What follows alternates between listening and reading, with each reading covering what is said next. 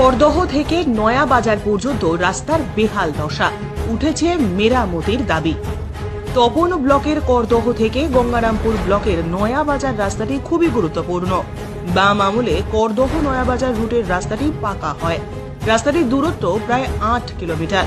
সকাল থেকে রাত পর্যন্ত সারাক্ষণ রাস্তাটি দিয়ে যান চলাচল করতে থাকে।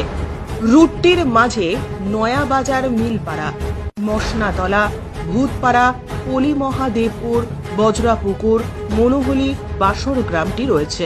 স্বাভাবিকভাবে কয়েকটি গ্রামের মানুষজন সহ অসংখ্য মোটর, বাইক, টোটো, অটো, ম্যাজিক সহ বিভিন্ন যানবাহন চলাচল করে তার উপর দিয়ে।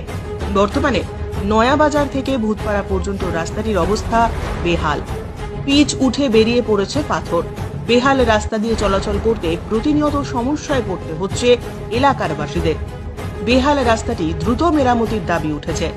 প্রতিদিনই টোটো নিয়ে যাতায়াত করছি, আর এত ঝাঁকানি হচ্ছে তাতে আমাদের কোমর, হাত পা সমস্ত পেন হচ্ছে। কোথায় সেটা? একদম পেট ব্যথা হয়ে যাচ্ছে এক কথায়। কোথায় সেটা? কোথায়? কোথায়? নয়া, মোটামুটি ভূতপাড়াটা পার হয়ে তারপর থেকে রাস্তাটা একেবারেই খারাপ হয়ে গেছে। গর্ত টর্ত, মানে কোন রকম ভাবে যাওয়ার উপযুক্ত নাই ওই রাস্তাটা। বলছি কদিন ধরে এরকম অবস্থা? অনেকদিন, দীর্ঘদিন ধরে ওরকম অবস্থা হয়েছে। দুর্গাপুজোর আগ থেকে এরকম অবস্থা হয়ে যাচ্ছে। আপনারা কি জানিয়েছেন কাউকে? ভিডিও